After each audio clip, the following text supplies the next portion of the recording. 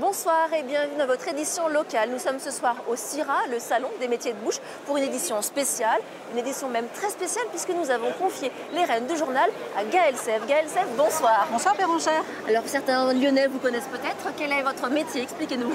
Notre métier, nous sommes pâtissiers chocolatiers. Avec mon mari, nous avons créé la Maison Sèvres, basée à Lyon, il y a de cela 27 ans. Écoutez, je vous propose de rencontrer Gaëlle dans son quotidien au cœur de la chocolaterie. Reportage. Passer une journée avec Gaëlle Sèvres, c'est suivre une chef d'entreprise. Avec son mari, ils ont ensemble créé leur chocolaterie-pâtisserie à Limonest. Cette ancienne élève des Beaux-Arts dessine les futurs gâteaux. Moi, je verrais bien carrément un socle de nougatine de framboise avec un peu plus de mâche. La Saint-Valentin approche, le frisson naît sous son crayon. L'idée, c'est de peigner en fait le gâteau avec une chantilly à la framboise.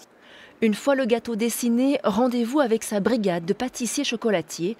L'entremets passe du papier à la réalité. On va faire un peu plus d'irrégularité juste ici. Voilà. Il y a une vraie concertation en fait entre la technique. Parfois, il y a des partis pris, il y a des renoncements. Mais là, honnêtement, je crois que vous avez bien compris rapidement le trait du dessin. Le Musco, le musée du chocolat, un projet imaginé et porté par Gaëlle Sèvres après son retour il y a 7 ans sur les bancs d'une école de commerce. Vitrine d'un savoir-faire, il est aussi le symbole d'une ambition professionnelle. Avec le lait suisse, là c'est bon, hein. Ah oui, tu m'en avais parlé. Les Sèvres sont un couple à la ville comme aux affaires. Richard a un excellent palais, donc moi je lui fais confiance et voilà, on a vraiment chacun notre fonction dans l'entreprise, mais on est associés et il faut qu'on soit d'accord tous les deux. La femme d'affaires est sur tous les fronts. On la retrouve sur le stand d'un partenaire au CIRA, le salon professionnel des métiers de bouche, un rendez-vous incontournable. On montre notre savoir-faire et puis on va à la rencontre de nos partenaires. On va aussi découvrir des innovations en termes de packaging, de matières premières. Richard et Gaëlle Sèvres se sont hissés à la tête de 8 boutiques et 70 salariés. Une renommée créée en quelques années seulement. On essaye de tester des accessoires différents. Nous sommes toujours au CIRA, le salon des métiers de bouche, toujours en compagnie de Gaëlle Sèvres, notre rédactrice en chef invitée. Gaëlle, alors vous avez choisi de mettre en lumière l'école École Cité qui forme des peintres muralistes. Expliquez-nous pourquoi. Ça me tient vraiment à cœur. Moi-même, issue des Beaux-Arts de Saint-Étienne, je voulais vraiment mettre en lumière cette jeunesse créative, parfois d'anciens graffeurs même. Et dans cette école, on les aide à éclore leurs talents et à structurer aussi leurs idées. Et franchement, c'est une pépite créative. Mais écoutez, je vous propose tout de suite de découvrir cette école en images.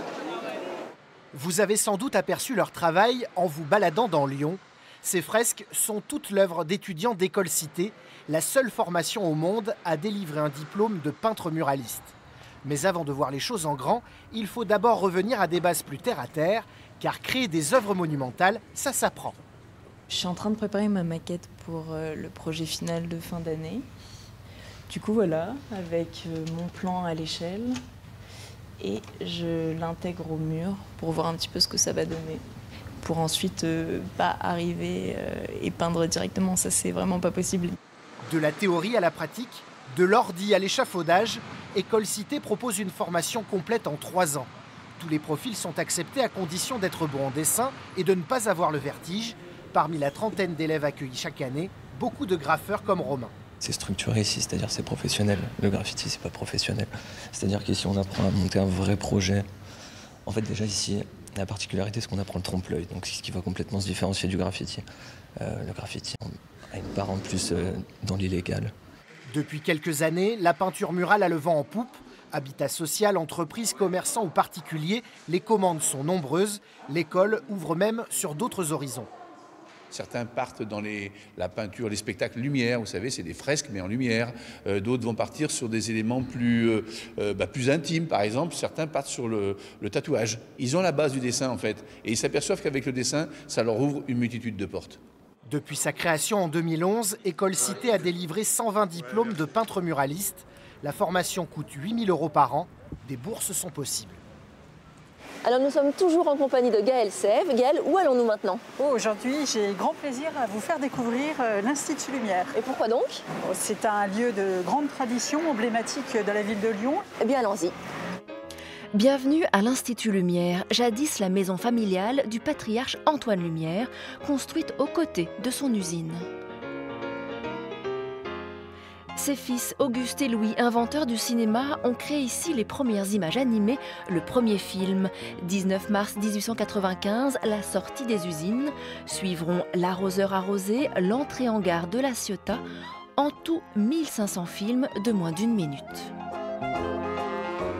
En parcourant les continents avec leur cinématographe, ils ont montré le monde au monde, une vie de pionnier qui résonne auprès de Gaël Sève. Les frères Lumière ont pris leur cinématographe et sont allés sillonner le monde. Ils ont fait les 5 continents à la recherche, à la rencontre de la faune et de la flore, des différentes populations. Et nous, on fait ce travail en allant chercher les meilleures matières premières, les fèves de cacao, sur différents continents. On va à la rencontre des planteurs de cacao. Voilà, ce sont des défricheurs. Et puis cette vision, ce mouvement, cette création permanente, eh bien, c'est quelque chose qui nous anime, et surtout cet artisanat, puisqu'on est dans le milieu de l'artisanat, du cinéma, de la lumière et du plaisir. Aujourd'hui, l'Institut a pour vocation de valoriser le patrimoine cinématographique. Il abrite un musée, des archives et une bibliothèque. En traversant la rue, une librairie.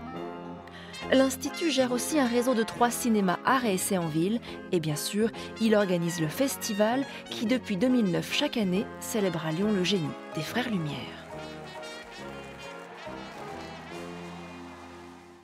Eh bien, on se quitte là où nous avons débuté, au CIRA, au Salon des métiers de bouche. Gaël Sève, merci d'avoir été notre rédactrice invitée. Je vous laisse le mot de la fin. Ça a été un réel plaisir et je vous invite à nous quitter sur une note gourmande. Ah, voilà, donc ce ne sera pas un mot, ce sera un goût. Je vous souhaite une excellente soirée. À demain.